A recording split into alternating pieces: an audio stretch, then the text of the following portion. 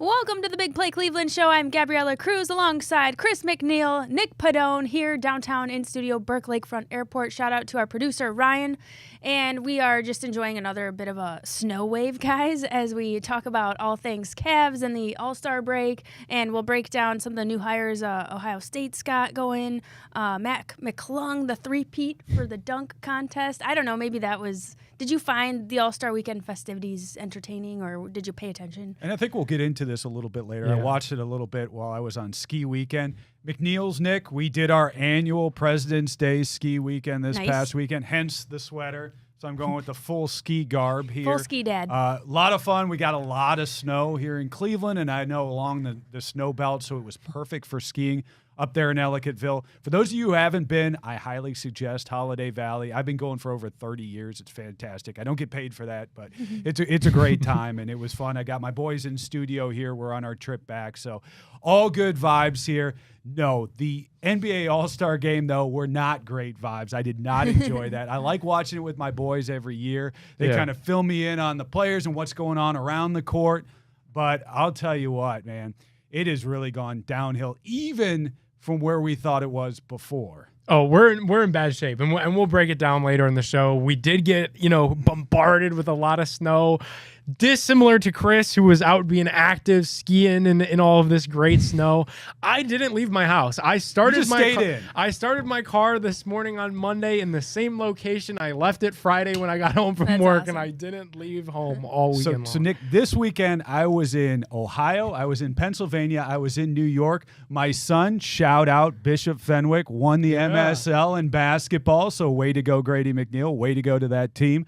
So we got a lot done, got some hardware, got some great skiing. So unlike you sitting in your house all weekend doing nothing, we got some stuff done. I'm over it. I'm completely over it. This is my last snow of the year. It has to be. It absolutely has to be. This winter has been the most brutal winter. And maybe it's just that I'm getting a little bit older, but like this is for the birds, man. Like I got to go find I lost my gloves. I got to go to the store, buy a new pair of gloves because I got to shovel my driveway when I go. You are sounding like an old man. It's over. I'm through with it. Warmer thoughts now, though. We're going to be talking spring training. We're going to be talking. It doesn't get here soon. Wait. Second half of the NBA season now. That thing's done. So all warmth going forward now, Nick. So. All right, real quick, your ski level, like what's your ability, and do you snowboard at all, or is it strictly skiing? I'm pretty good. Would you say I'm pretty good, guys? He's got the kids in studio to confirm. Yeah. So the hardest hill at Holiday Valley is called the Wall. And I can ski the wall pretty competently. I've tried to get my sons to do it, but so far they haven't been willing to do that. I haven't been able to give it a try. So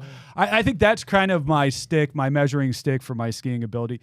Not too bad. I can get the wall at Holiday Valley, which is pretty good Eastern skiing. All right, so you could put on a little ski skills challenge then for us. There you go. Let's go. All-Star wasn't as interesting for you. The other thing is I want to give a shout-out to Jennifer from Bob Evans. She was our waitress over the weekend, and she is literally such a hoot. I'm not kidding. Just like people who show up to their job and bring the energy. It's snowing out. People, like, we couldn't get to church. Like, everything was late. And Jennifer said she was so amped up about building a snowman. And when I tell you this woman told me, she's like, oh, I already built a little snowman on my trunk. And when we left, sure enough, there was a car with a mini snowman right next to my Jeep that had a little thing on her trunk. I was like, that's awesome. That's the energy I'm going to bring. Because, Nick, if we can't get around the snow, you got to lean in. Somebody build a snowman or just enjoy the fact that it's here. Hey, go ski. Good for Jennifer. I was staying inside. Screw that. Let's take our first break, and we'll come back. We'll talk Cleveland headlines right after this.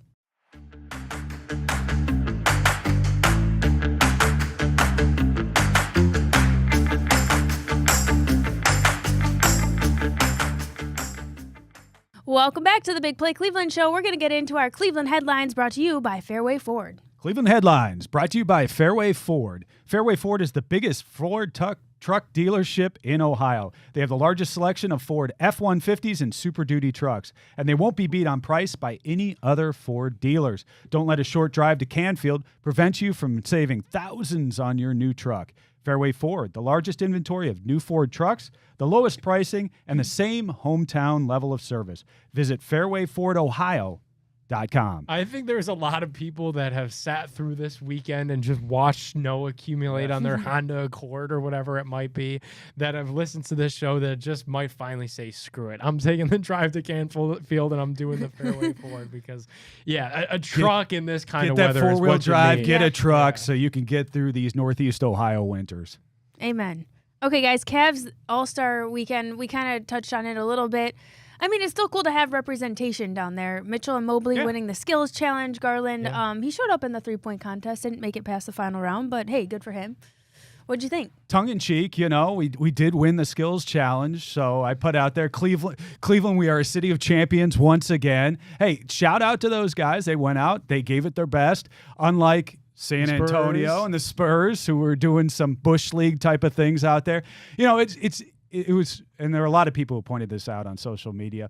It's funny to look at what the All-Star game has become, and then you look at what hockey had on the other side with the Four Nations right now. There was a lot of energy on Saturday night, a lot of energy on social media talking about that game. United States versus Canada. There were a lot of fights right off the bat. It was a great matchup and a whole lot of drama there. Unlike the skills challenge, didn't see a whole lot of that energy. And this entire weekend was such a black eye for the NBA and for the association. And I say that as a basketball fan and a basketball truther. Like, you can't get absolutely bullied by the NHL and hockey, which is by far and away the fourth sport here in the States. Like, it was just a horrible weekend for basketball. Like, outside of the Spurs cheating in the skills challenge and Mac McClung, a G League player, finishing his three-peat at the dunk contest, there was nothing. The NBA All-Star game, LeBron didn't even show up. The actual All-Star game clothes. itself was the worst that I've ever seen. This new format is absolutely horrible. You need to crinkle it up, throw it in the garbage, and start over, completely clean slate next season. This was the worst NBA All-Star game that we've ever been subjected to. And candidly, this week, Monday morning, the process should start for next year, 2026 NBA All-Star. What's it look like? If I'm Adam Silver, I got to get my guys, my best guys, in a room, lock them in, and figure out how we're going to salvage this thing. Because if you're the NBA, you can't be losing out in dramatic fashion to hockey. And that's exactly what happened this weekend. It was a horrible showing for basketball. But it was a great showing for McNeil memes. I wish I could. I don't know. Ryan, can you see this one? Probably not. Okay, you can. This is awesome. This was my favorite one from McNeil over the weekend. A little mood, and he's kind of poking fun at this exact dichotomy right here. And the fact that, did you enjoy watching the hockey? Yeah. I mean, there was a lot of drama there. Yeah. There was a lot of fights. You tune in for the fights, right? And you've got the Canadians booing, the American anthem there. So, I mean, there's a lot off the ice and a lot of great stuff on the ice, and that's what really adds to it. I mean, all the political strife that we're going through right now, that gets reflected in that game. And so you've got all that built-up emotion. You don't have any of that for the NBA Skills Challenge. You don't have any of that for the NBA All-Star Game, but you certainly see it on the side of the ledger for hockey right now. It's bad. I mean, the NBA is in a bad spot with their All-Star weekend. We just saw the Pro Bowl kind of just crinkle up their own paper and throw it in the garbage and just flip to some Madden and some flag football with some dodgeball and events. Like, if I'm basketball, I'm probably looking at doing the same thing. Like, if next year you don't go back to East versus West, you can't do this stupid bracket thing again that nobody understood. It was insufferable. We've completely lost the plot. You got Mr. Beast out at half court giving away $100,000. Shout out to that kid. During a timeout, some kid wins $100,000, which is like cool moment, but we have completely lost what NBA All-Star was supposed to be about. There's no highlights, there's no great moments, there's no nostalgia for it at all. Chris, you mentioned, growing, you're not watching your kids. We were on the cutting edge last week because I said, you know what you should do for the dunk contest is just replay old dunk contests. And they did. What did they do? Here's Vince Carter. Let's talk about that dunk contest back in the day. And everybody, I think that was the most juice that I saw. Not to take anything away from the 3-time repeat. I thought the dunks were fine. Yeah. But I think the Vince Carter, you could see the energy that was in that arena. It's just not there now. And next year, I would seriously, like, if I would, like, issue a statement as the league and just say, hey, if nobody's going to take this seriously, let us know now. Let us know now that nobody's going to take this seriously. We'll wheel Mac McClung out like a circus animal like we do every year out of the G League. Let him throw down 5 dunks, and everybody could go the hell home and save the rest of their Saturday night to do anything else. Do you have any thoughts on what could make it more interesting / why it's fallen off over the years? I mean, it's fallen off because nobody cares. None of the participants care. Yep. It's hard to make players care, no matter what the format is. Even the amount of money you're talking about right now, it's very, very difficult to make NBA players care or anybody care when it's something like this that's an exhibition that they don't see the value in. There isn't that nostalgia to it. There isn't some great prize at the end of it. There isn't some trophy that everybody's been talking about for years. It lacks all of that tradition and all of that, energy. And so it's very hard to get players to get excited about the All-Star And then game. what we got this weekend was just some diluted version of that, of the nostalgia and of the great events that people would look for, that I've looked forward to this weekend my entire life, just completely fell flat. It's so annoying. Hey, speaking of nostalgia, how about the Cleveland Rockers and some of the news that broke over the weekend that Cleveland reportedly getting the next WNBA expansion team in 2028. I would just die, you guys. I had so much Rockers gear from back in the day, and I'll be so pissed if my mom threw this away. What do you guys think? I'm excited. So it's pretty wild the way things come full circle now, because back in 2003, and shout out to Vince Guerreri on this one, back in 2003, the Rockers went away. And why did they go away?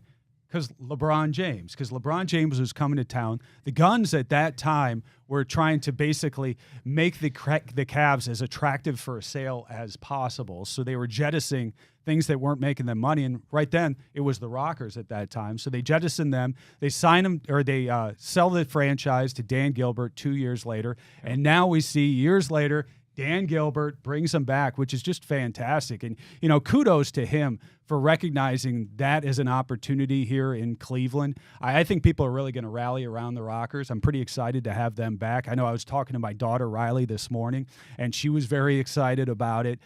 So it's going to be neat. And, Nick, you even pointed out on social media the timing is going to be pretty well. Timing a little convenient with the Caitlin Clark free agency heating up. We know Dan Gilbert's one to spend a good deal of cash. We know that's something that the WNBA doesn't have a lot of is cash. The league does lose, work at kind of a loss. So, if Dan Gilbert wanted to come in and swing for the fences for Caitlin Clark to really start the Rockers back or the Splash, he'd be in his right to do so. But with being an expansion team, we'll have an expansion draft. So some of the NBA or WNBA stars that people have kind of come accustomed to could be on the move. And some of the, regular role players could be in the shuffle that come to Cleveland, like that just took place for Golden State Valkyrie. They just did an expansion draft. There'll be another one next year for the new Toronto team, and then Cleveland in 2028. So a lot of motion in the WNBA. There's no doubt about that. Do you think that Cleveland can support this team? Like they'd rally behind and get excited? I think so. And one of the things we were just talking about the All-Star game and how there's really no emotion behind it. One of the things that you find right now, especially in women's basketball at the collegiate level, is there are a lot of great stories. You go down to the Kim Mulkeys out there. I mean, there's a lot of people that everyone wants to beat, kind of the villains out there. There's a lot of players you want to be like. So there's that drama exists right now in college, and I think that's going to be tapped into with Cleveland getting a new team. If they can tap into some of that emotion, I think that's really going to be helpful. And this is a great sports town, right? And I think that missing piece is having a great women's sport like that here represented in Cleveland. So the Guardians, we've got our first spring training game coming up around the corner. Can you believe that opener is going to be versus Terry Francona? Do you think that's going to be weird, seeing him in the dugout? I mean, I really thought he was going to retire and be done for good, and now it's like, oh, wow, there's Tito. Yeah, and you think, after years and years of free agency and everybody always changing things in off seasons, you see coaches constantly changing. You see Bill Belichick going from the NFL to college. I mean, so we're pretty much used to change. But he's one of those guys you did think was going to kind of retire as a Guardian. This was the end. This was the last stop for Tito Francona. And then to see him to go not too far down the road, right down 71 and go to Cincinnati, that was a surprise. So it will strike me the first time seeing him in that Cincinnati Reds jersey, or I should say the tarp that he kind of wears anymore on top of it. It's still going to be striking to me, but I wish him well down there in Cincinnati. He did well by us for a team that doesn't get a whole lot of resources. He figured out how to get the most out of all those teams. So I really wish him well down there, and it'll be interesting to see what he can do with Cincinnati. For sure. And it'll be interesting is kind of the word. And if you're not with us, you're against us. So sorry, Tito. I hope, even albeit a spring training game and a spring training opener, I want to see the Guardians dunk on the Cincinnati Reds every single time they have the opportunity to. And Francona being the manager is just, the figurehead that's unfortunately going to be dunked on. Dunked on. Let's dunk on that note and head to break. We'll be back with more Big Play Cleveland right after this.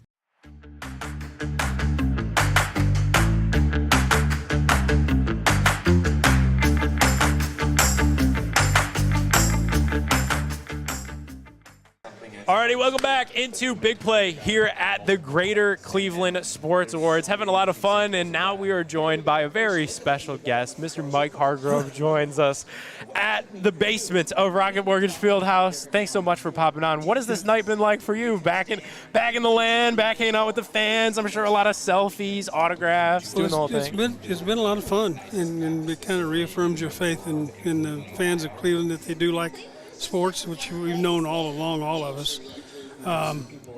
It's good. I mean, it's just a good thing. It really is. Yeah, obviously having a lot of fun out here. We're getting ready for opening day. Spring training kind of right around the corner. What's this time like for the boys, and for, the managers and the whole staff? Like, you're really a week, 2 weeks away from spring training kicking off. What's this time of year usually like? Well, you have a lot of anticipation. Your stomach's up in your throat about half the time. Trying to figure out the best way to attack things and get things to work. As a player, you're ready to go. I mean, you've been working out all winter long.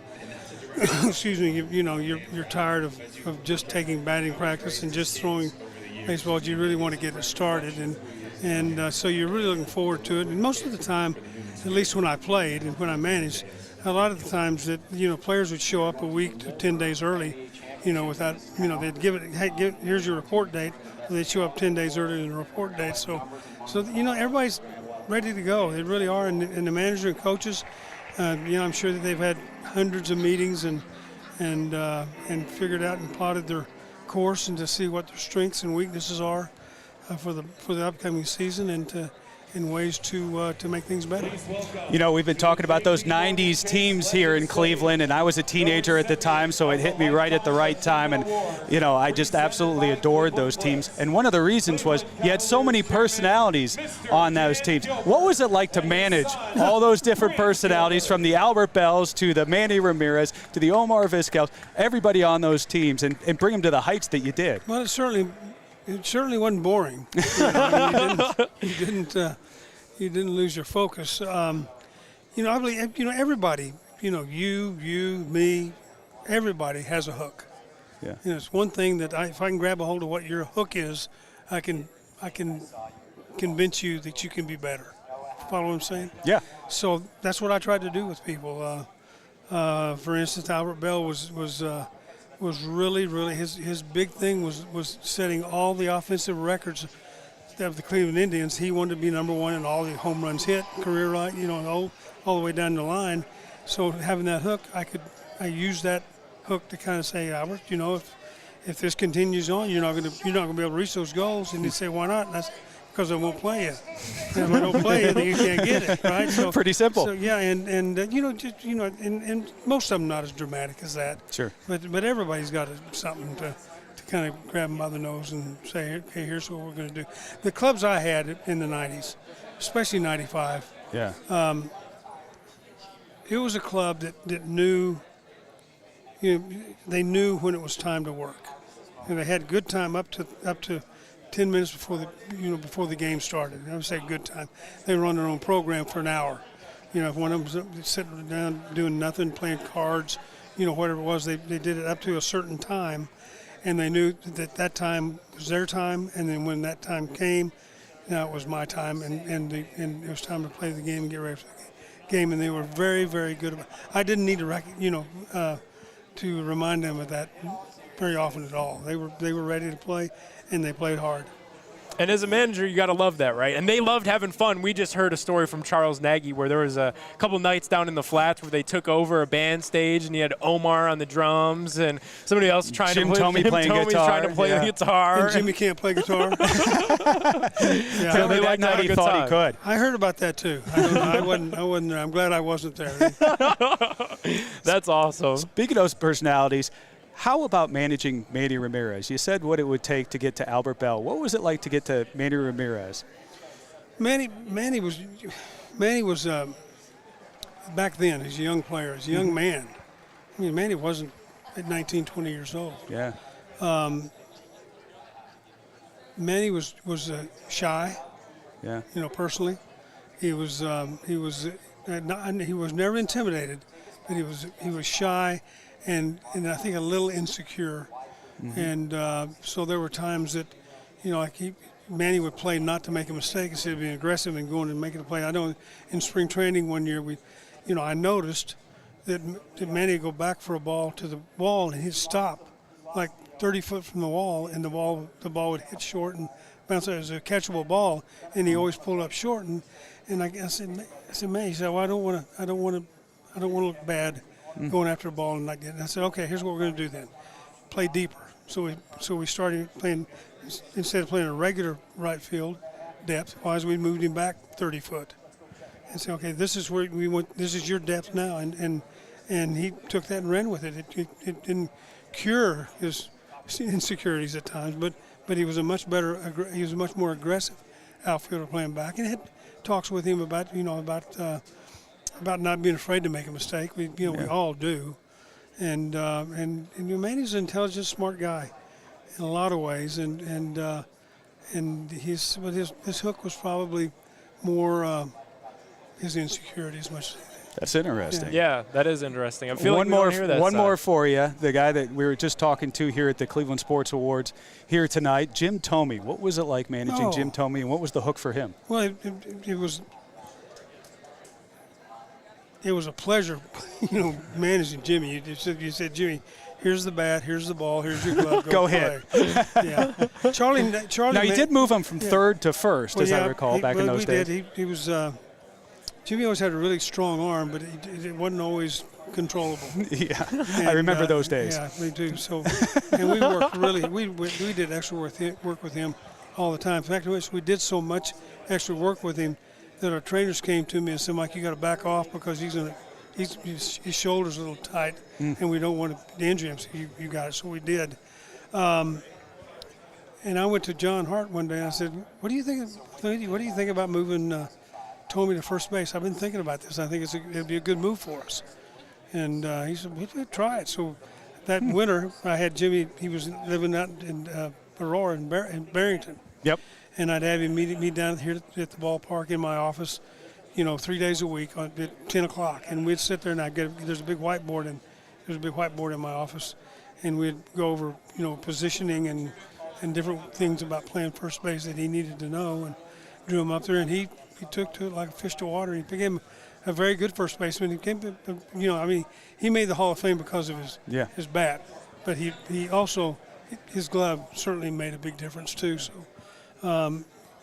Charlie Manuel did a great job with Jimmy. Him and Jimmy had a real good relationship, and Charlie knew what it took to make Jimmy tick as a hitter, and so he did a good job. But Jimmy's hook was just Jimmy wanted to please everybody. He's just one of those people pleasers, and we talk sometimes about how Jimmy can't please them all. Yeah. Just worry about pleasing. You please me, and you got the world back. Please your manager. Yeah. Last one before we get you out of here. We're talking about these glory days, 95 Tribe. The fans played a massive part in that run and the sellouts. What did that mean to you, and how much easier did those fans make your job managing the team when every single night you knew that place was going to be packed? Well, I've always been a real firm believer in players you hear players say, "Oh, I don't even hear the fans when I play." Well, that's BS. Somebody drops their toothpick on the ground, I hear that. So I've always been a huge believer in how the fans have a certain energy that they can get going and give to the players. The players pick up on that. Mm-hmm. And in '95, we had those sellouts, and if we came out a little flat, and you play 6 months, 190 games. Yeah. You're going to be flat at times. I don't care who you are. It's going to happen. And we come out maybe a little flat in the first inning, and the fans would start getting it going, rumbling a little bit, and cheering, and all of a sudden it was like they rolled up a big ball of energy and threw it out on the field to the players, and the players took it, and it made a difference, and they kind of added their own energy to it and threw it back at the fans. So I think the fans have are a huge difference maker in how a team, how not how good the team plays, but how upbeat the team plays, for lack of a better word. Yeah, and we could feel the that vibes energy. around the team. The vibes around the team. Huge thanks to the legend, Mike Hargrove, for stopping by and joining us here on the Big Play Sports Network. Mike, appreciate it. You bet, my pleasure.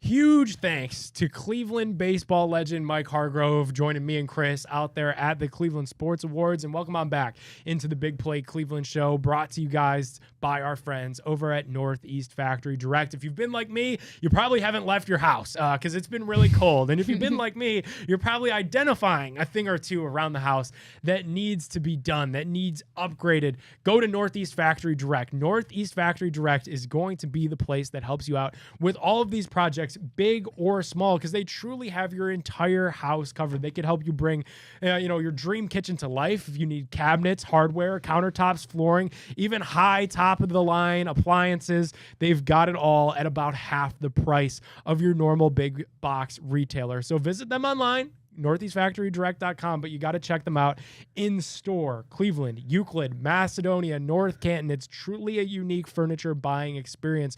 When you're there, when you find something, you fall in love with it, you're going to check out. Make sure to ask for that extra special Big Play bonus. You're going to get an extra special hookup for being a fan of the show, for supporting the program. Make sure to go visit them, Northeast Factory Direct. All right, guys, let's get into our Northeast Factory Direct fill in the blank here.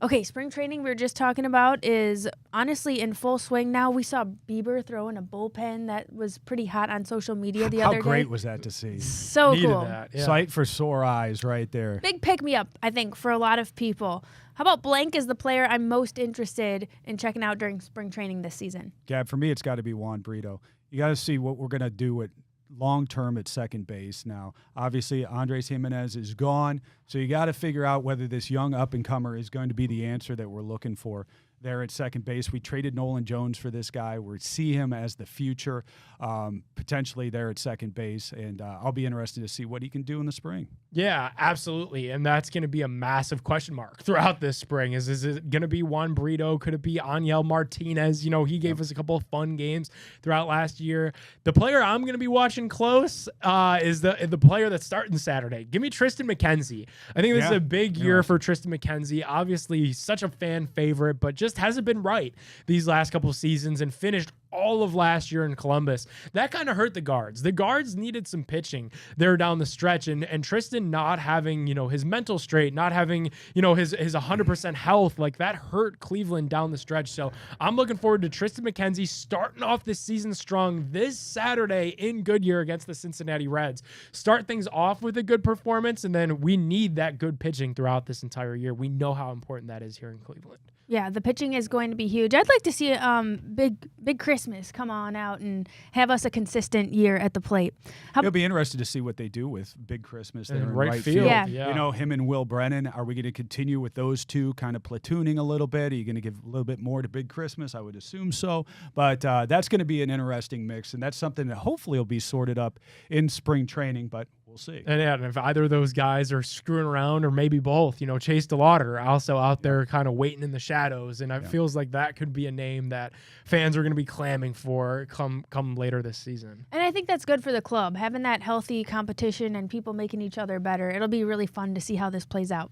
My bold prediction about the upcoming Guardian season is... Bold predictions? We're sitting here. Come on, it's February. We haven't even started spring training yet.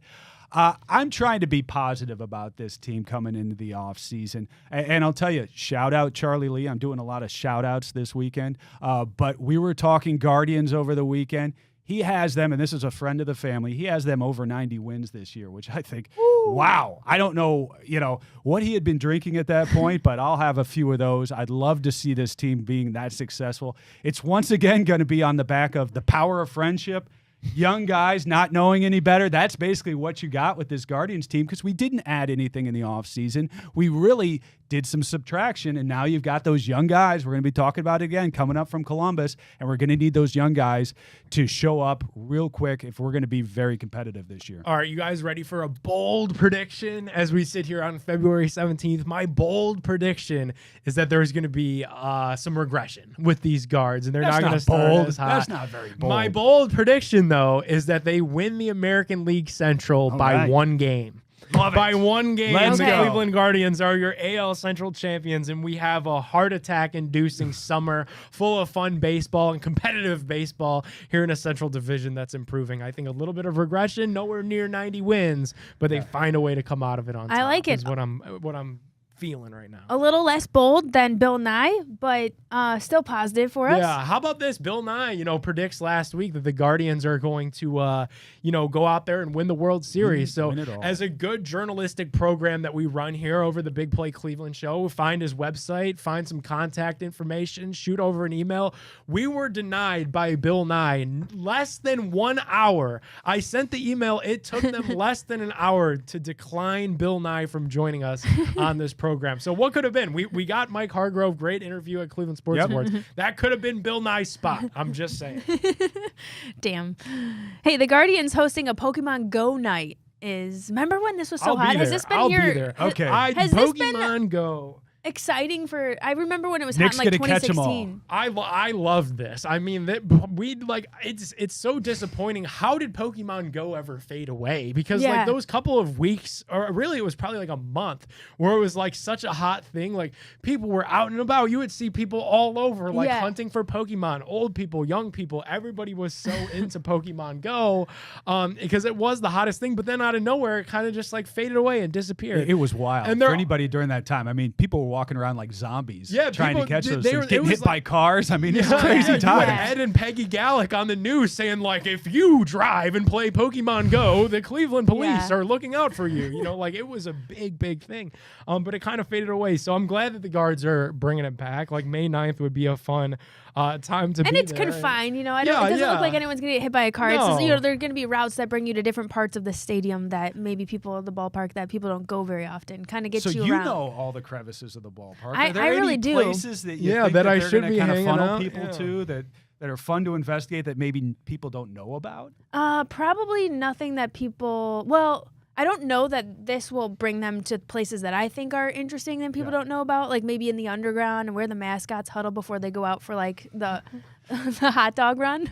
That's the race. VIP program. Yeah, I think that's a really Pokemon cool Go. section, and just to see how they prepare is kind of a neat spot. But I don't think that they'll be funneling back there because there's a lot going down on underground. But in the ballpark, I actually think maybe they'll start to have people go even more like maybe highlighting Heritage Park area or like the upper level. I was going to say Paul, they've done Paul a Davis lot of work district. there. Yeah, the because upper it's so right field pretty and what they're and starting to do there in left field, and hopefully at some point they're going to be done with that, get the tarps down. I bet they'll have people go up there because it's Yeah, such a great view of the that would city. make sense. And maybe some fans write it off like, oh, I don't want to sit up that high. I'm not kidding. Those are some of the best seats in the house. It's just such a cool view. And on a crisp summer night, you're watching baseball and you can see every little thing on the field, but then you can also see the sunset in the city. It's just a great time up there. I As a still miss the society, containers. The containers up there in right field were so much fun, though. I don't miss them. I don't miss them, guys. And as a society, we just need Pokemon Go. Like that's what we need more. I think Is that that's what's the going to thing. bring us all That's together the here thing. next That's the glue right now. This crazy rock. It's going to be Pokemon Go. We were close. I don't love know it. what happened. Let's take a little break. We'll be back with more Big Play Cleveland right after this.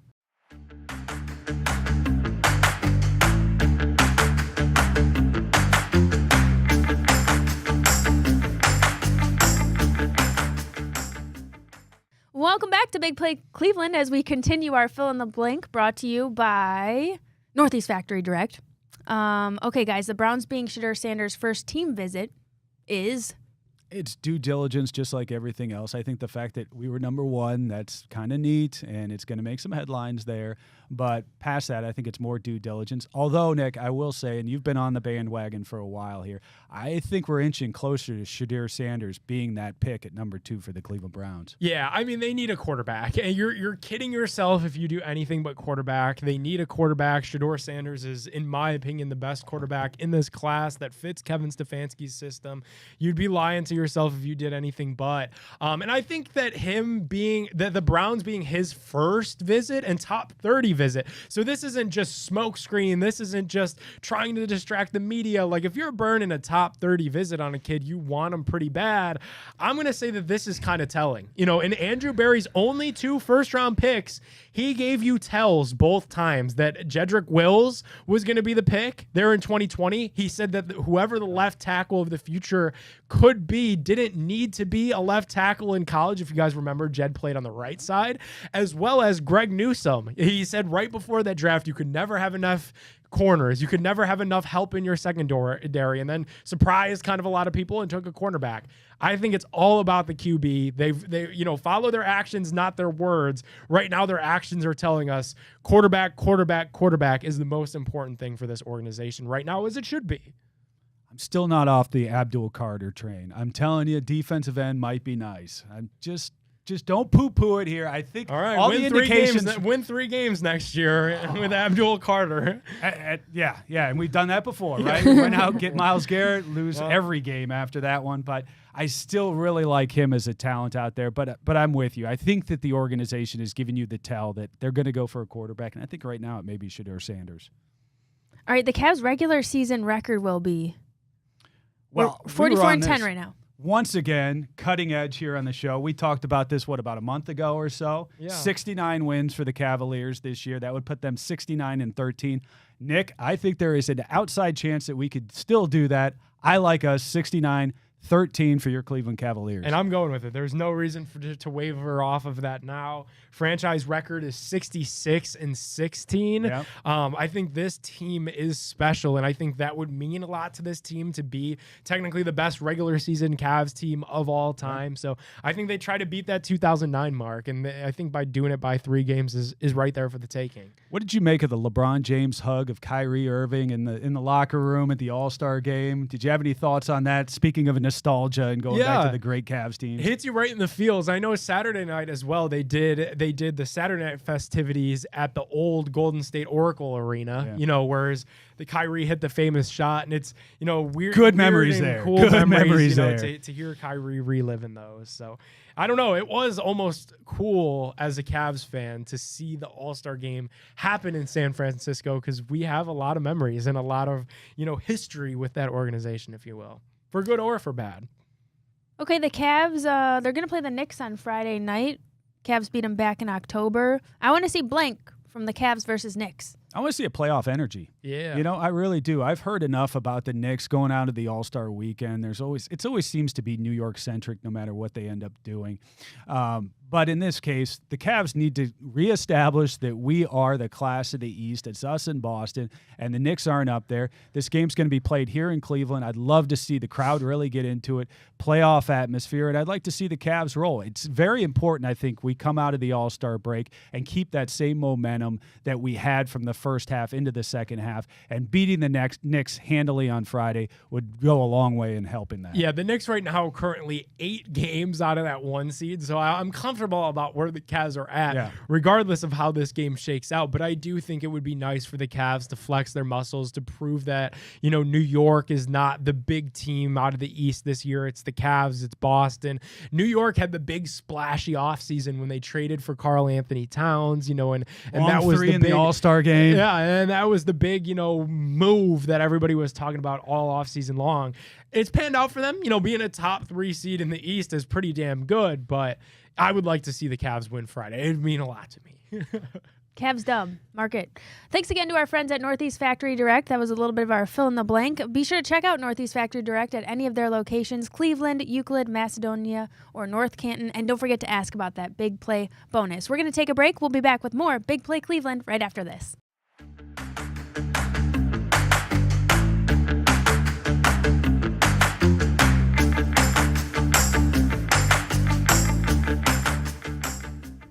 Welcome back to Big Play Cleveland. Let's play a little Would You Rather, fellas. Would you rather the NBA stick with its current All-Star format, which we know how you feel about this, Nick, or switch to the NHL's Four Nations format?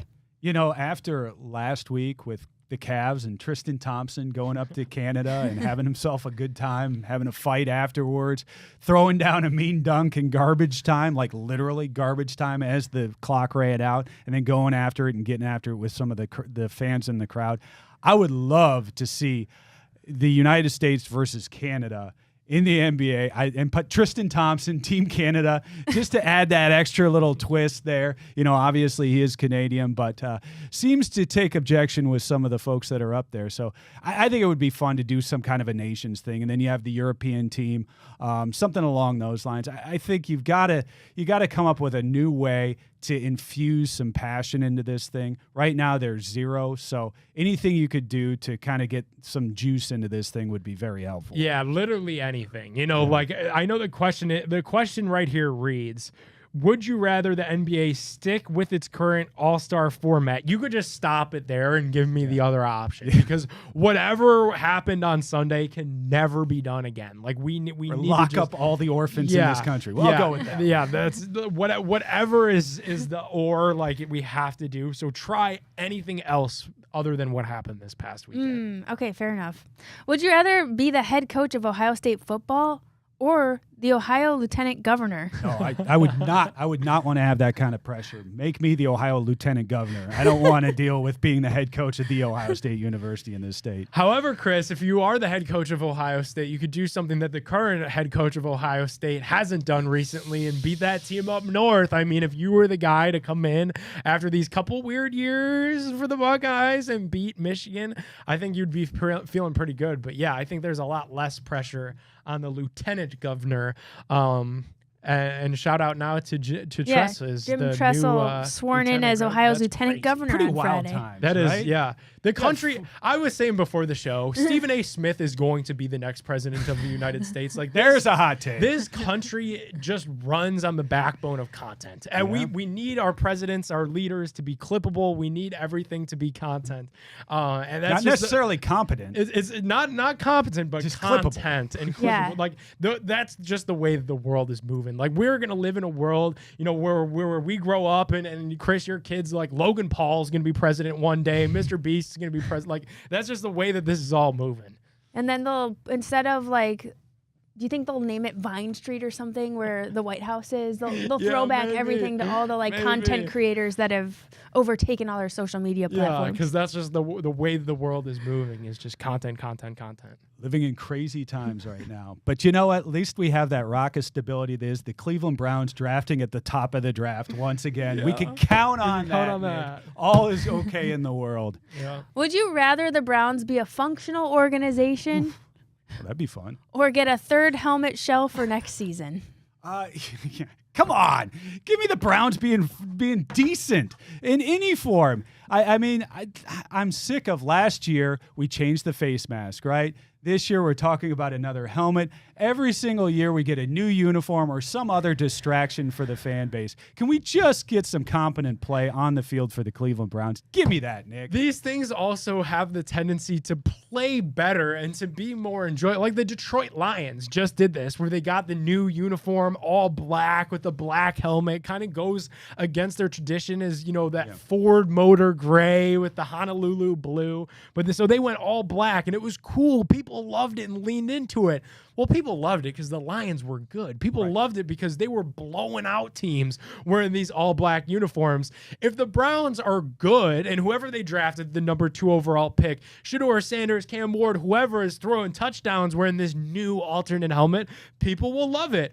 Or on the inverse, if the team is bad and they bring out these new helmets, it's just going to be a flop. Like you gotta start with the blocking and tackling. I know that's a cliche, but you got to win football games before you start getting into some of the ancillary. Fundamentals with Nick smash. Padone. Yeah. Well, Gab's wearing it now. I mean, the City Connect for the Guardians. People Why did that hit? Yeah, people love that. this because the team is awesome. good That's year. right. That helps, right? We had a kept good year. winning in those jerseys. People love it. But I will say these are also sick. Like this Yeah, is one of the first Objectively of those of its kind that are pretty sweet. Yeah, same with the Cavs. The Cavs did a collab this year with the art museum. I don't know if people are going around town, supporting the art museum on their day-to-day, but the Cavs are good. That's a new thing that they rolled out. People want to be a part of it. So be a good team, and then we'll buy into the third helmet. Be a good team. That's it for Big Play Cleveland this year. This week. Sorry, not this year. I was already checked out on that. Thanks for watching Big Play Cleveland. We'll be back next week.